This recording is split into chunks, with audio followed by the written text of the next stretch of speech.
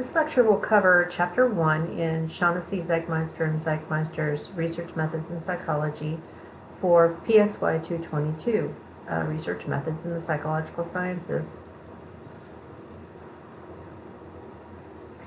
One of the first things that I learned as a student in your position as an undergraduate in psychology was that there was this historical kind of struggle to have psychology recognized as an actual science, which means to have it associated with other sciences, especially the physical sciences like chemistry, physics, and biology. If you think about how our campus is laid out, you have Bracy Hall with those departments that I just mentioned, including many others, and then you have other buildings that house departments that belong in the humanities, the social sciences, and then there's like psychology that is in this no man's land in between the social sciences, some aspects of the humanities, and the sciences that all live in Bracy. So psychology historically has been in this border space. But what we do, when you really think about what do psychologists do when we are conducting our work to build our field, we develop theories. We conduct research to test the aspects of those theories, to test the hypotheses that are embedded within those theories, and we communicate the results of that research to each other, just like every other science conducts itself. Essentially, what our science is about is answering questions that we want to answer, either through our interests, our just base interest in the basic questions of human behavior and mental processes, or because we want to apply it to real-world human problems. Just as is in the case in biology or in research in medicine, some questions are basic research questions, like how does a particular virus function? Why is that on my mind right now? Or applied things, like how do we develop a vaccine for coronavirus? In psychology, we may ask real critical basic science questions, like how does the neurotransmitter dopamine function in the brain? But we also may have applied questions, such as how do we develop a medication if a person has low dopamine levels and is causing behavioral manifestations of that effect? How do I create a medicine that can restore appropriate levels of dopamine in the brain? Another example that your authors, the Shaughnessy et al., use in the textbook is having you kind of walk through a difficult and complicated research literature on the question of what's the impact of media exposure and media consumption on violent behavior and aggressive behavior. Obviously, this is a very complicated literature, and your authors are taking you on a micro tour of it to make a point. As scientists, we have to develop theories. We create hypotheses based on those theoretical perspectives. At the end of the day, though, we're trying to answer important questions like, if I'm a parent, how much media should I allow my child to consume? What kind of media is safe? What kind of media it produces bad effects? If there's a gamer in your life, they've thought about this question, because it's often assumed that, say, playing violent video games will have negative impacts, especially in terms of aggressive behavior. Now, if you have your scientist hat on tightly, you will say to yourself, that's an empirical question, and anytime I say that in a lecture in the future, that's an empirical question. What I mean is, you need to test that assumption. So that's what we do as psychologists. So in this example, Shaughnessy et al., they talk about how we have found in laboratory studies, meaning you bring participants, usually college students, but sometimes kids, sometimes adolescents, into a laboratory setting. You have them watch media. So when it says expose them to media violence, you have them watch the same pieces of media whether it's in a game context or in the context of a movie clip or a full episode of television. It's been done in a variety of ways, but you sit people down in front of a screen and you expose them in controlled settings. And then you give them opportunities to behave. And in a lot of cases, what students are asked to do when they're participants in these studies, they're given an opportunity to share their cognitions, so their thoughts. So when your authors, when Shaughnessy et al. Talk about increase in aggressive thoughts, emotions, and behaviors, aggressive thoughts are cognitions. So for example, a researcher might give you a picture that's open to interpretation and ask you to provide a one-paragraph interpretation of what's happening in the scene that you've been shown. And what they find in some of these exposure studies is that the themes that people come up with tend to have more aggressive elements when people have been primed by being exposed to media violence than when they have been primed with nonviolent content. Same with emotional expressions. And sometimes this is, response to an ambiguous stimulus. In other cases, it's having people rate their emotions on a scale, and then aggressive behaviors. Now, this is where it gets tricky in laboratory studies. Behavior, we can't put human beings in a situation where they can actually physically harm another person. So we've had to create alternatives that are more ethical and appropriate. And to be honest, they're fairly artificial. So here's one of the ways that you need to start thinking about research methods is that we have tools that are available to us. Sometimes they are not exactly the tool that we would like. If we wanted to really dig down to the causes of complicated behaviors like human aggression, sometimes we have to use tools that are less than perfect and then make inferences based on those. For example, one of the most common measures of aggressive behavior is having people in a game-playing situation, say you're playing a game, you believe you're playing against an opponent, and you have the opportunity to punish that opponent using what you think is a button that you can push with varying levels of intensity of delivered white noise, so a loud, obnoxious noise. And what's been found is that people who have been primed, exposed to media violence in advance, they tend to punish at higher levels of intensity. And that's the measure of aggression. So, if you're thinking about this from the point of view of, I want people to stop beating each other up, I want domestic violence to stop, I want child abuse to stop, I want random shootings to go away, but what you have in the laboratory is the likelihood and the level of intensity of delivering white noise to another hypothetical human being, you notice the disparity there. So try to start thinking about the question we want to ask, which is up here, and the question we're able to ask ethically, and then closing that gap by using multiple methods.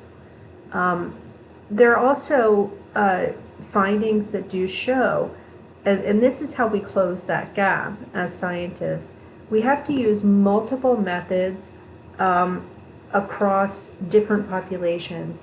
So when we attempt to close the gap between the question we really want to answer, which is real world aggression and violence, and then what we can study in experimental laboratory research, in order to close the gap, we have to use other kinds of methods.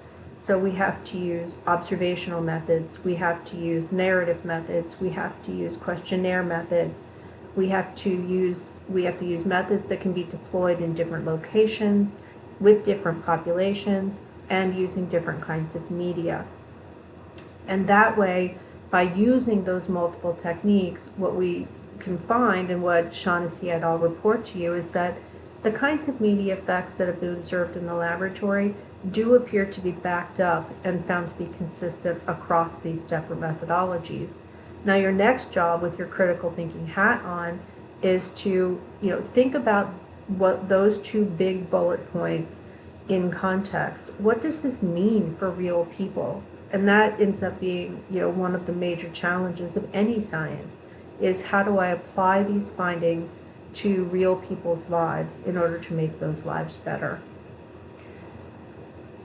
So continuing with this example, just so that you can kind of dig into what kinds of other methods beyond the laboratory study, there have been some research studies that are they're challenging to conduct, but they're long-term. Some of these are actually longitudinal studies that follow people from childhood through adolescence and into adulthood to track their media consumption habits, largely through self-report, but also through other report, like having parents document how much and what kind of content is being consumed, or having teachers report both media consumption, but more likely having them report on incidences of aggressive and violent behavior, so behavioral reports. And then kind of matching that up with adult reports of their own aggressive behaviors. In some cases, these long-term studies will also look at crime reports as well. And there does tend to be a correlation. Notice this word associated. That means it's a correlational finding. We find that people who watch more media, and it doesn't matter if it's violent, just they consume more media, also have a tendency to self-report more aggressive behaviors as adults. Now, we'll get into this more when we explore for future chapters, but correlation doesn't imply causation, so you would have to do further research to try and decode that finding. There are lots of theories too. As I mentioned earlier, scientists are in the business frequently of developing theories and then testing the hypotheses associated with those theories. There are a number of theories that have research support for helping us to understand bullet point number one there. What is the nature of this association between childhood exposure and adult behavior? There's support for the theory where you have aggressive thoughts or cognitions and arousal being associated with the media that you've consumed, and when there are triggering elements in the environment that bring up those associations, that can make aggression more likely. Social learning theory also has a fair amount of support in the research literature. You may remember from your introductory psychology class learning about Bandura's Bobo doll study, where kids were exposed either to an aggressive model or a non-aggressive model, and it was found that children exposed to the aggressive model tended to act out aggressively when given the opportunity and the appropriate priming events, such as being frustrated. We also have research support for the idea that being exposed to lots of media violence desensitizes people, and it does so fairly quickly. We also have correlational evidence that there are correlated factors that also predict aggressive responses to this kind of media exposure. So researchers not only look at the longitudinal developmental course of this particular pattern of behavior, they also want to test hypotheses connected to very specific theories, such as social learning theory. They also want to dig down into associated variables because they are potentially causal in nature, either by themselves or in combination with other variables. So you have to look at the characteristics of people, their personalities. Is there something about people who ultimately behave aggressively that draws them to aggressive media, for example? What about their social environments? Are there aspects of their environments that make the consumption of media more likely, but also the exhibition of violent behavior? And then variations in media content. So what you're seeing here, this is not so much a lecture on media violence, it's a lecture on what kind of process do scientists have to take in order to draw conclusions about an important social question, like what's the impact of screen time, especially when it includes violent content, on actual human behavior.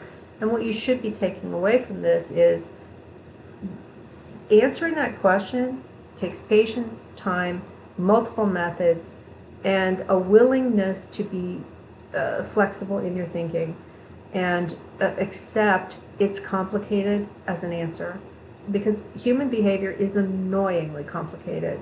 So we have to be willing to say the answer to the question, what's the effect of media violence on aggression, isn't simple and will not be answered in one sentence or even two.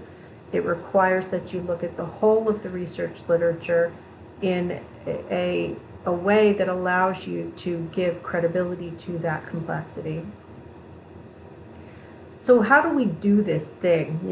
Shaughnessy et al., they walk you through this example of a complex social problem and our attempts as researchers to draw some conclusions about that complex problem. You've been learning how researchers do these things probably since elementary school. I'm guessing that some of you saw a poster, something like the one pictured on this slide, in your elementary school classroom the first time you were exposed to the scientific method. I know my kids were. I probably was. It wasn't this slick or fancy, but it was the 60s. So you've been exposed to the scientific method in one form or another since your middle childhood. We're going to start with our conversation about research methods in psychology and the psychological sciences with a review. What is this scientific method? And this will go on into chapter 2. So you should take from that, me really grasping all of the steps of the scientific method is going to be pretty important in this class. You would be correct by making that inference. And what you can remember, drag yourself back to all the times you've been asked to use the scientific method in the class that you've taken. The scientific method, just that phrase, it's an abstract idea. It's one of multiple ways of gathering knowledge and coming to conclusions about what the facts are. There are other methods for that. There's just sitting and thinking. That's a way of knowing.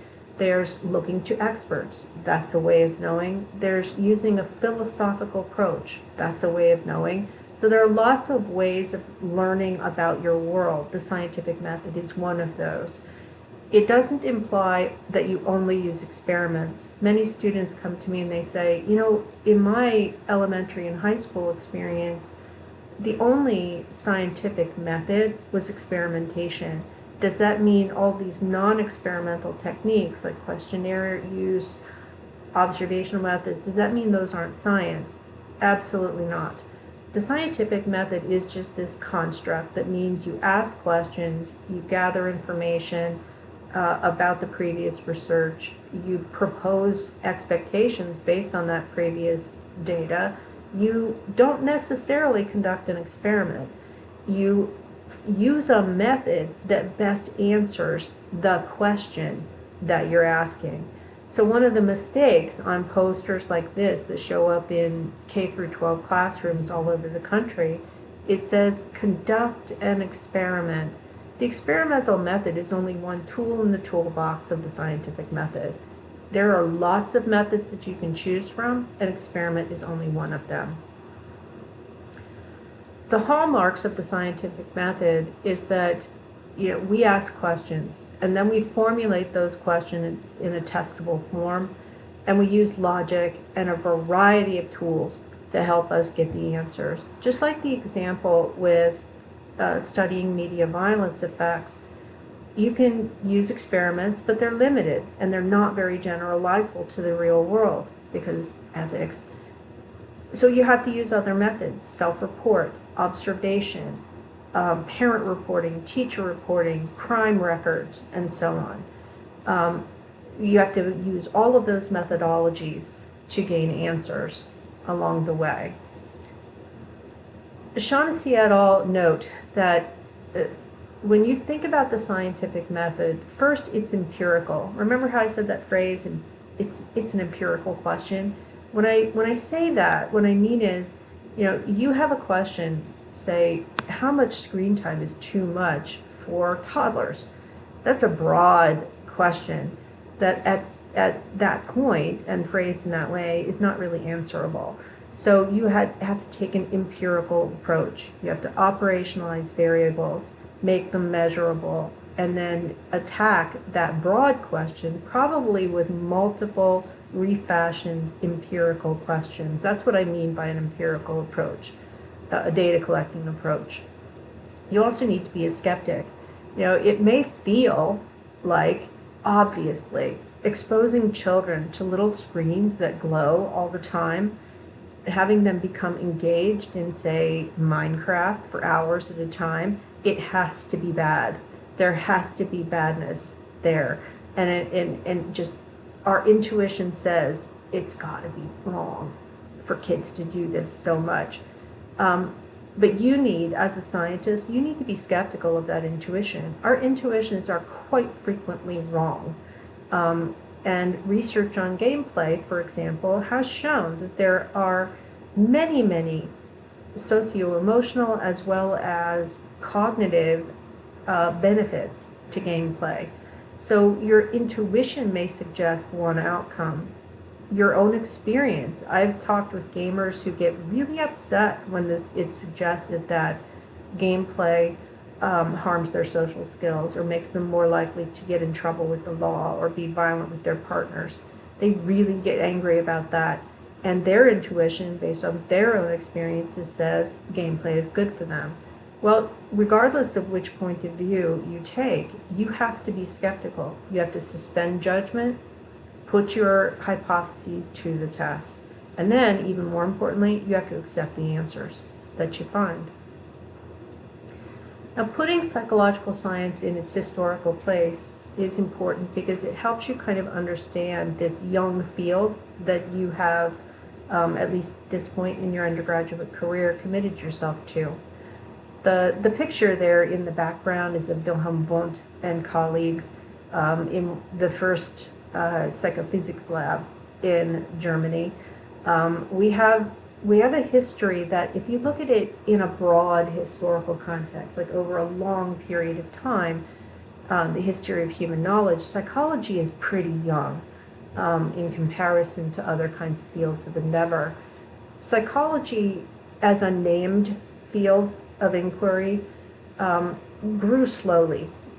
Across the 1800s, you had pockets of people who were starting to ask some of the questions that would later become psychology. Excuse me.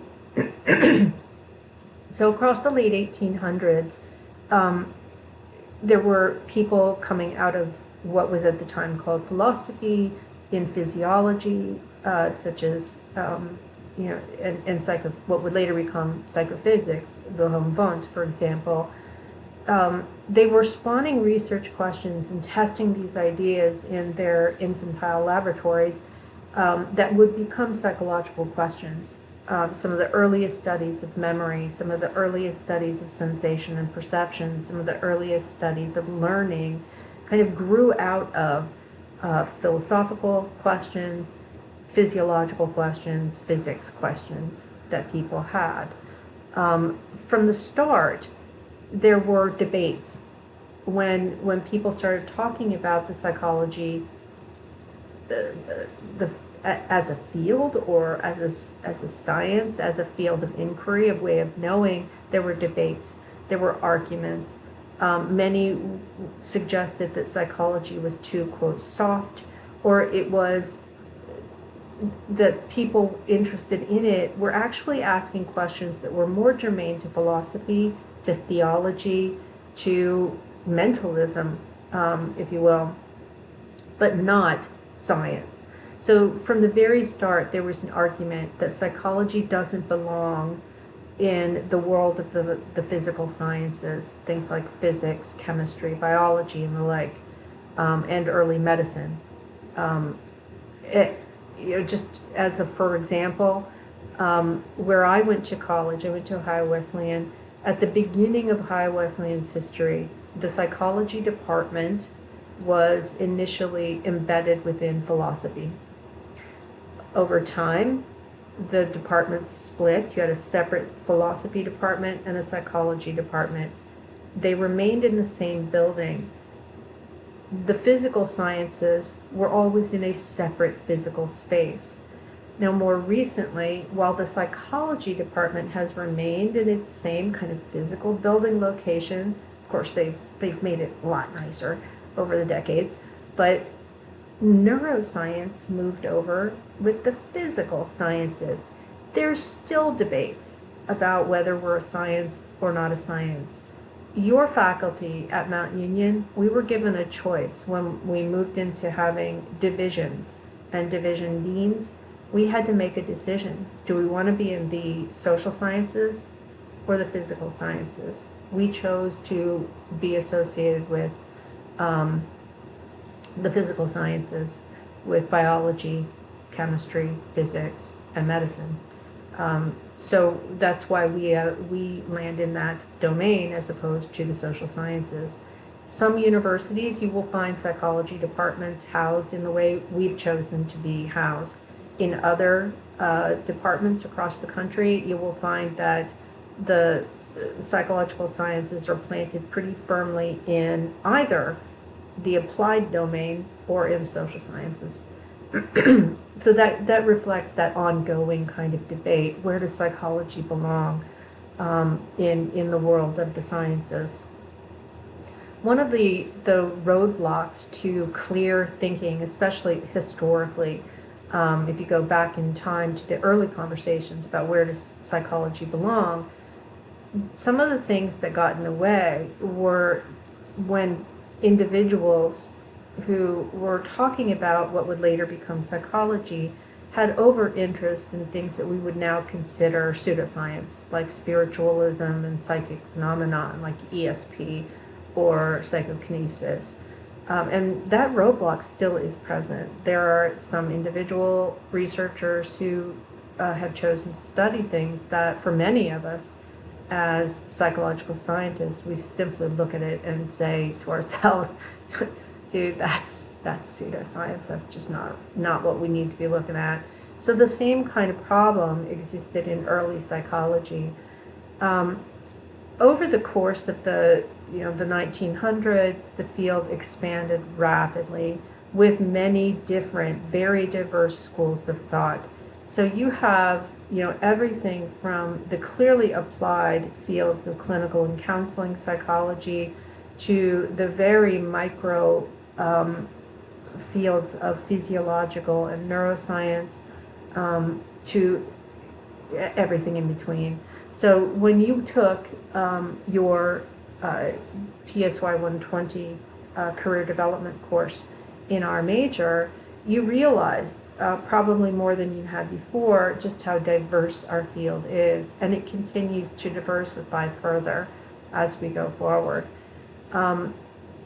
Through the 1900s, this pressure, or not pressure, this question about where does psychology belong, it led to a lot of real hard thinking, and in order to be considered more legitimate, and this was particularly true in American psychology, to be seen as more legitimate, and by legitimate, for many of these people, just to be candid, for many of these individuals, being seen as legitimate meant being seen as equivalent to the physical sciences. There was a pressure to adopt a very empirical approach, and that was consistent with the emergence of behaviorism. People like the John Watsons and B.F. Skinners of the world really demanded of psychology that we move in the direction of being very empirical in our approach, that we conduct experiments, that we use a high standards in our research, and that we report that research in pretty much precisely the same way that folks in the hard sciences do. With the 20th century advances in technology, particularly computer, we started to move, in addition to the behavioral revolution, whereas behaviorism kind of lost a little bit of its luster during the 1900s, it has remained a very strong part of psychology research. Cognitive science kind of took center stage and created a space where psychologists were able to kind of continue solidifying that scientific quality and the empirical approach. Early research in memory, for example, had a very mathematical feel. Looking at old Thorndike documents, for example, you had theories that were expressed in very mathematical language, for example, and some of my teachers, especially Dr. Barrick, who taught me history of psychology, he said much of the early psychologists, of course, when he speaks in a Viennese accent. He said much of early psychology suffered deeply from physics envy. I don't know how much of that is true, but clearly there was an effort through the early part of the 20th century to tighten up the empirical approach and then to use many of these new technologies to learn more about human emotion, cognition, and behavior. So just to pull some of these threads together, we've gone through these major shifts away from the early clinical focus, which, Freud and psychoanalytic theory, and the emergence of applied psychology, shifting to behaviorism, especially in academic psychology, and cognitive psychology a little bit after that, to what our current revolution, in my opinion, is the neuroscience side of really trying to go down to that micro level of understanding from a brain point of view, where does behavior come from? Where do emotions come from? Where do thoughts come from? And so on. We do have, and again, if you took PSY 120, you became familiar with the APA divisions, the American Psychological Association and the American Psychological Society are two national organizations with very broad membership, slightly different focus, with APA being a bit more clinical and counseling focused and APS being a bit more academia focused, but those are broad generalizations and there's tremendous overlap between the two major organizations. One way you can kind of get a historical overview of the breadth of the field is to look at the APA divisions, and you will see just how broad psychology really is. Now we're going to shift gears a little bit in our presentation and talk about how psychological science, like all of science, cannot be divorced from its social and cultural context. All science takes place in the context of the world and what's happening in that world. The word zeitgeist is something that Shaughnessy et al. Kind of drop on you, but don't give you a lot of background for. So if it's an unfamiliar word for you, zeitgeist was always described to me as the spirit of the time. We're living in a world that is dominated by information.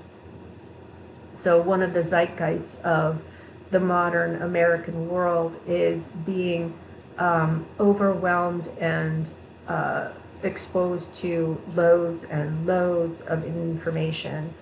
And there are other elements to our current zeitgeist. I mean, you can do some thinking. What's your perception of the sign of the spirit of our times, how people are thinking, what things seem like, or think about your generational tendencies. Those are all elements of zeitgeist.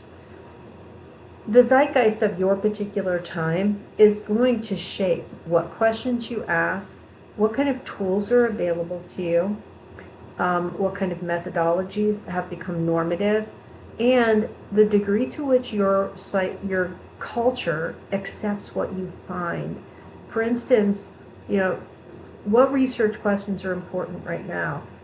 There are a lot of public health questions, like how do you get people to wear masks and to exhibit appropriate levels of spacing themselves out in order to control a pandemic. That's a suddenly really important research question. Other really important questions when you're in a presidential year is predicting the vote. The resources available With the information technology revolution, I find as a scientist, the change in my 28-year career has been dramatic. I have immediate access to research literature that I never would have had before. I also have immediate and often personal access to other scientists through the internet. In terms of methodologies, when I started my career, if I wanted to do a questionnaire, it had to be on paper. If I wanted a questionnaire with lots of people, I had to use the mail. I mean, the type with a mailbox and a stamp. Now, I use SurveyMonkey. That was not something available to me in the 1990s early on when I was in graduate school.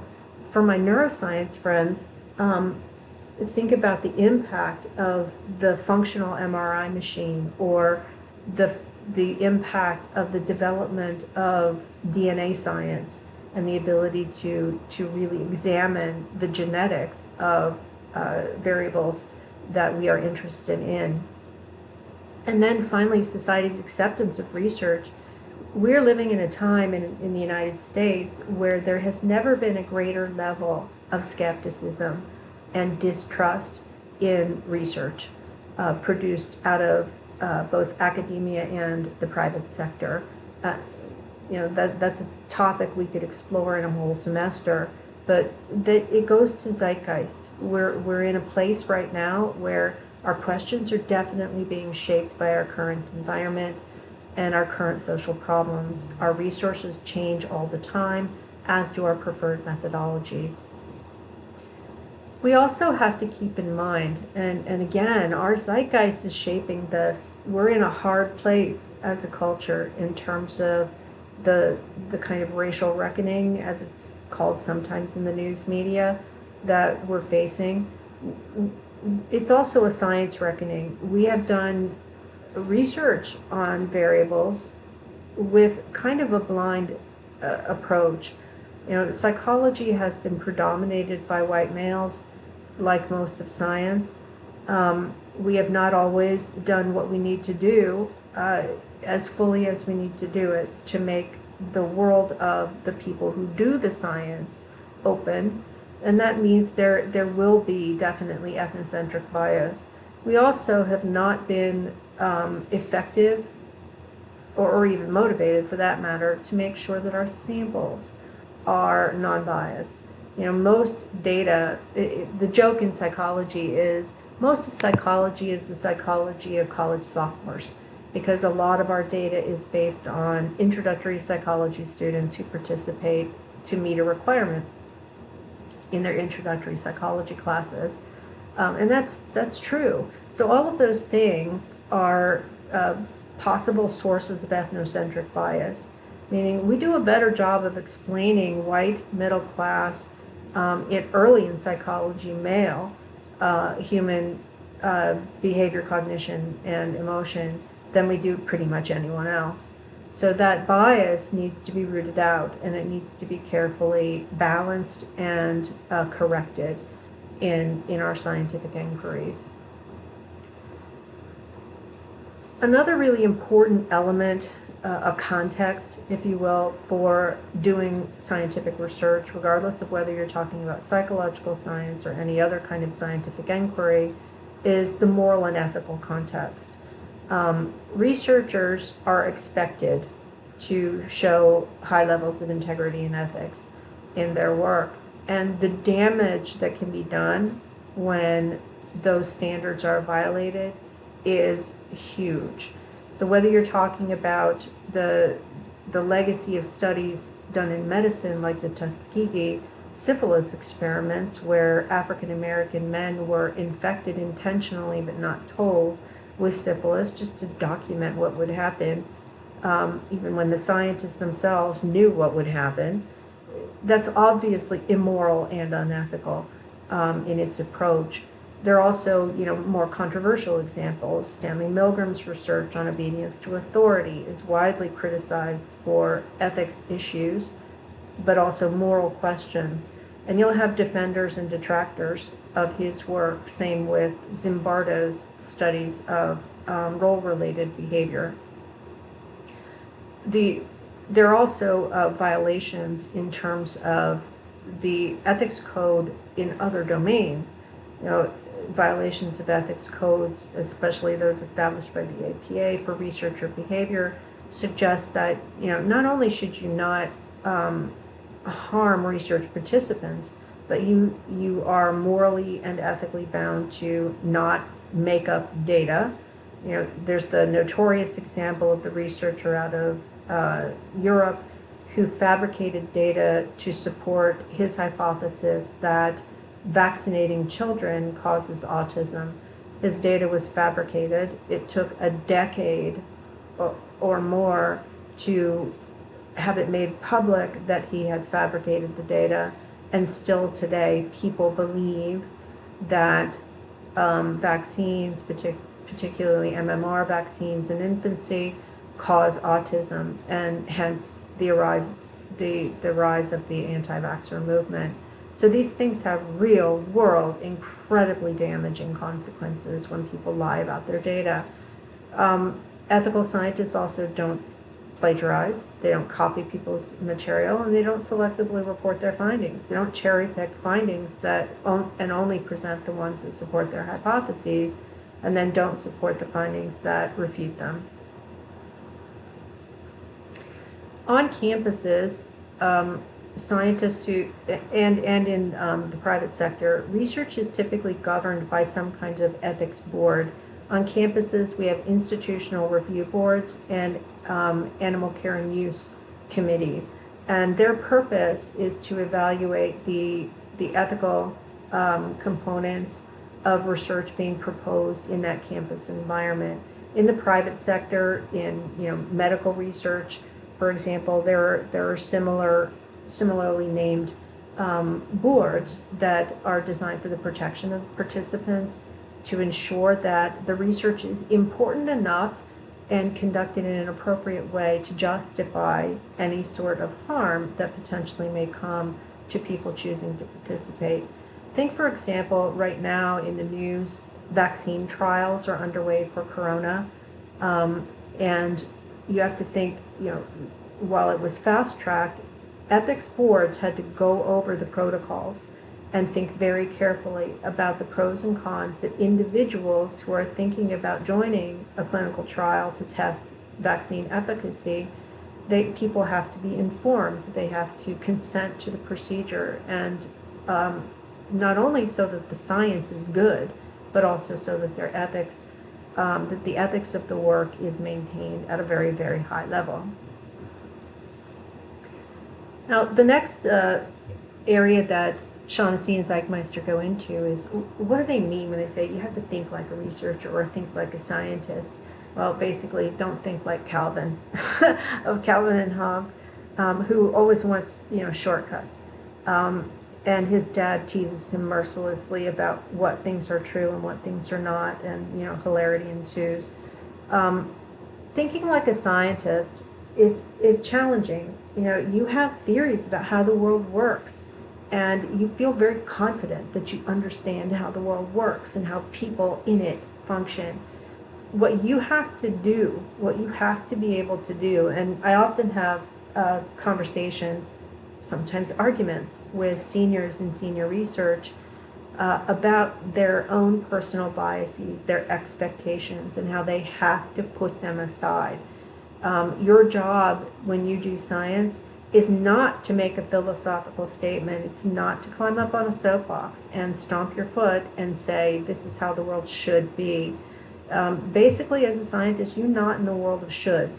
The only shoulds are you be ethical and you be objective. So one of the first challenges to thinking like a scientist, to thinking like a researcher, is identify and own your personal biases and your preconceptions. And that may include your intuitions about how your studies will turn out. You have to be skeptical, and especially about those intuitive judgments that you're most likely to make. You see the world through your own particular lens and through your own background. So every time I sit down to do research, I have to remember I'm a 50-something white academic, upper middle class from the Midwest. How is my experience different from, say, maybe an urban native Spanish speaker in New Mexico.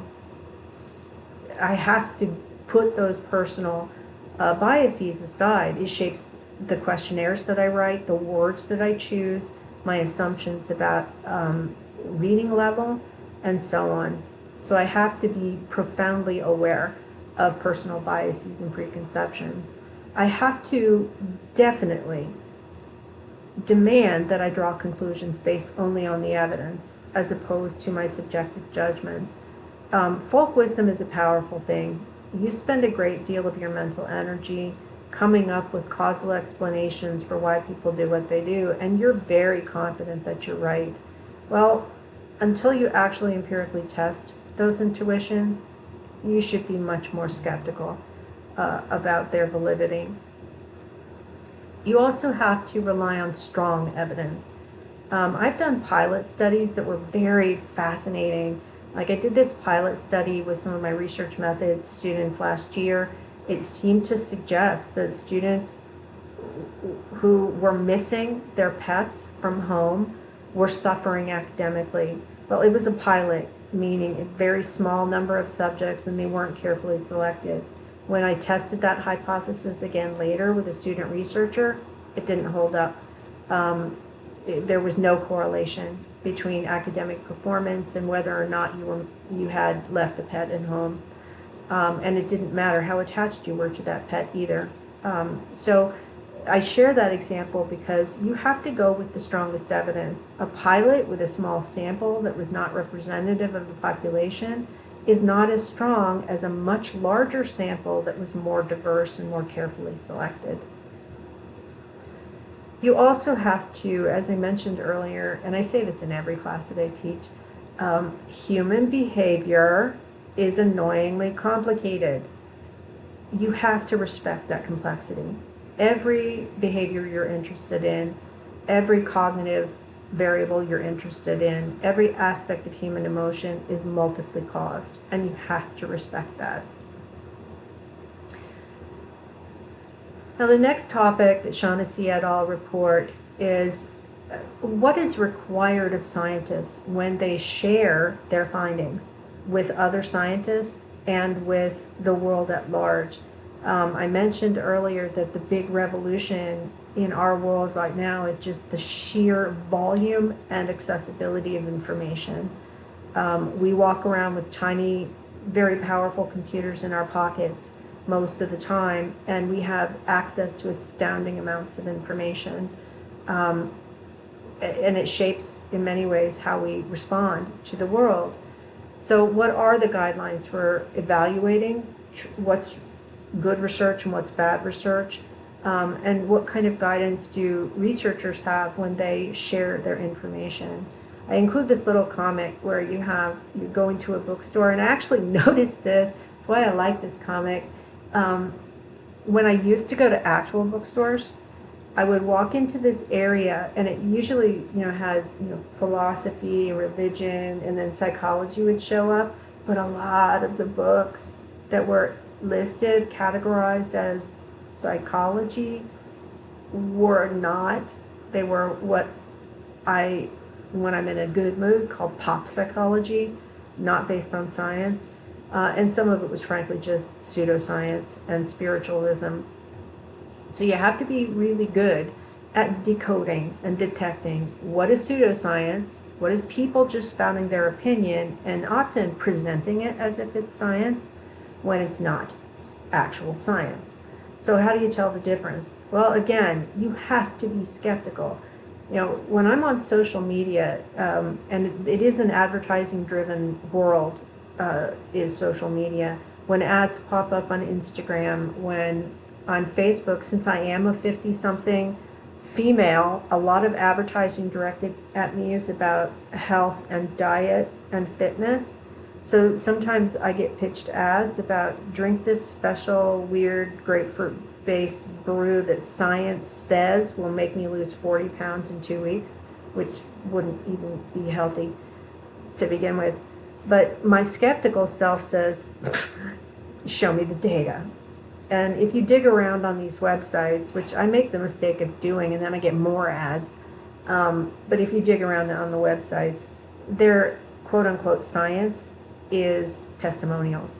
So they get people who write in and say, look how much I lost, or they show pictures. That's their evidence. Well, that's pseudoscience. That is not science. That is people, usually people who are paid, who are giving their story, often a story that isn't true, and may in fact be invented by writers at that organization to persuade you. So be skeptical. As you're being skeptical, recognize the fact that scientists may disagree with one another, and the science is better for it. So when scientists debate, when they talk to each other about how to properly interpret a set of findings, or if they disagree about the best method to achieve a specific goal, that is an important part of the science. When we do research, we have to acknowledge our limitations. We have to respond to the criticisms of our peers.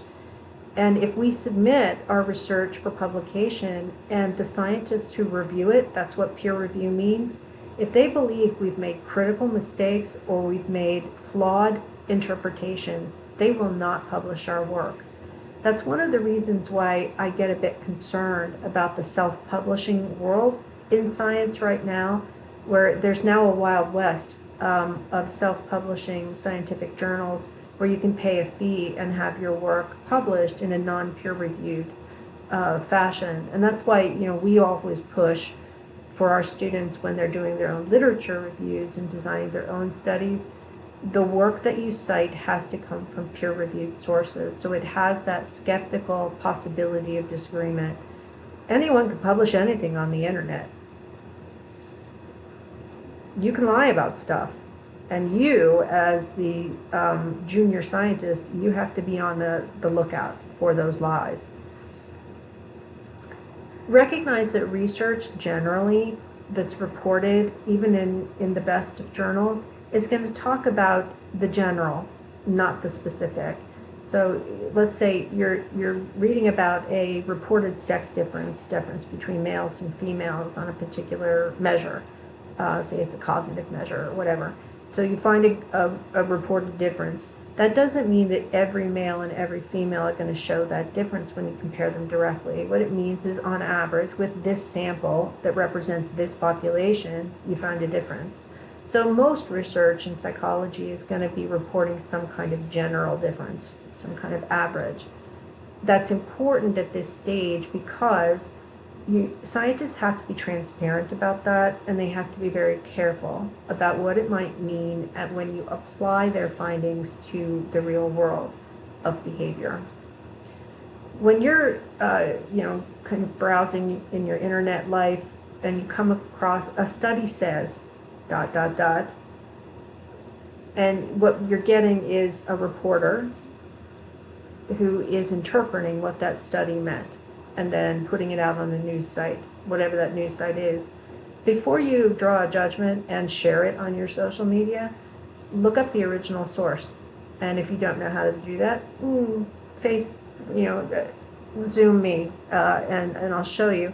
You have access to library databases. You need to look up the original source. And newsflash, if you can't find it, it means that it's probably fabricated. Or at the very least, it's not in a peer-reviewed journal. So questions you should be asking before you start a research project, and these are questions I often ask my seniors in senior research. You ask questions about what to study, what's interesting, what's important. How do I fashion hypotheses? Is my research question good? And that's a tough one to answer. Is it something that's scientifically important? Is it an unanswered question in your subfield? How big is the scope of the question? Do I need to hone it down? Do I need to expand it? What kind of outcomes, just theoretically, might I expect from this study? And have people already proven it to be true? So to that extent, you're asking the question, is science really going to be advanced by my asking this question? I frequently have to burst students' bubbles in the first week of senior research when they say, I want to study this, and I think what's going to happen is this. And I'm like, that was studied in 1962, and yes, you're right, that's what happens. No need to do it again. In other cases, I'm like, yeah, that was the old finding. Gee, the world's changed a lot. Maybe a replication is due. So it really depends on the domain there. You also want to ask yourself as a scientist thinking about a piece of research, who would be interested in this question that I'm thinking about asking and answering. And those are all, good orienting questions. And again, as I said, all questions that I encourage my PSY 400 students to think about as they move into their research.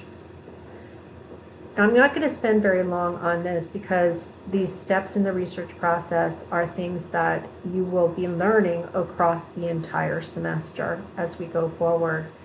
The basic steps of the research process, you have to have a question. And that question will go through various iterations. From that question, you generate expectations, predicted outcomes, which are hypotheses. Those hypotheses then need to be formalized, and operational definitions have to be added to them.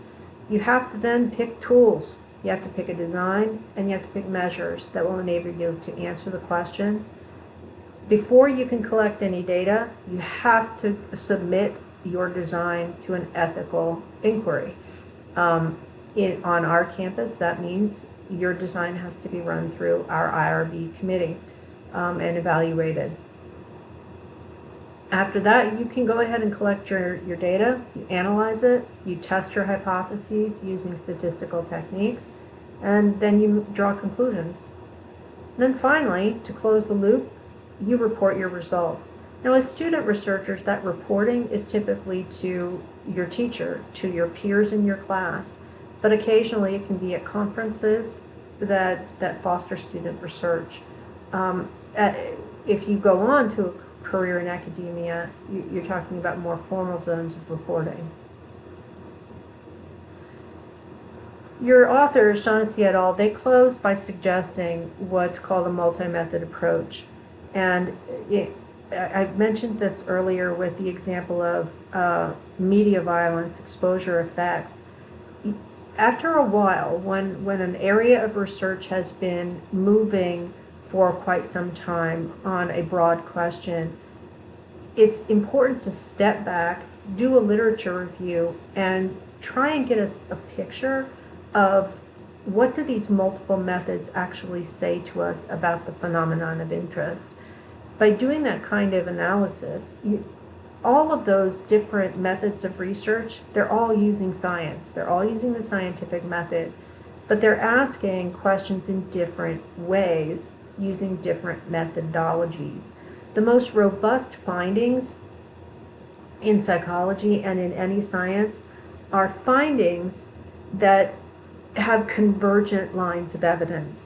And when those lines of evidence are using multiple methods, that construct, that question is more robust. So if the findings are all leading you to the same general conclusion, like is suggested by your authors in their description briefly of media violence, if they're all kind of telling the same story and leading us to the same conclusion, that's a more robust theory. That's something we can trust more and have more faith in the nature of the finding. You have to, if you're using this multi-method approach, you have to acknowledge that different areas of psychology use different tools, and no method is better than another method. There are some snobs out there who are just dogged that experimental method or nothing. If you can't do an experiment, you're not doing science. I've met those snobs. Since I don't typically do experimental research, I tend to be more of a qualitative researcher. I obviously disagree. Most psychologists agree that there are different tools for different questions, and the best research programs use multiple methods to understand phenomenon, because humans are annoyingly complicated. Basically, the bottom line, multiple methods lead to more complete understanding of phenomenon. Each method has flaws, limitations, and advantages, and it's important that you understand what those flaws, limits, and advantages are. flaws with particular methods may in fact be balanced out by the advantages of other methods. Again, when you use multiple methods to deal with complex phenomena, you get a better understanding, a more complete understanding. So that concludes chapter 1. Chapter 2, we'll dig in a little deeper into the scientific method.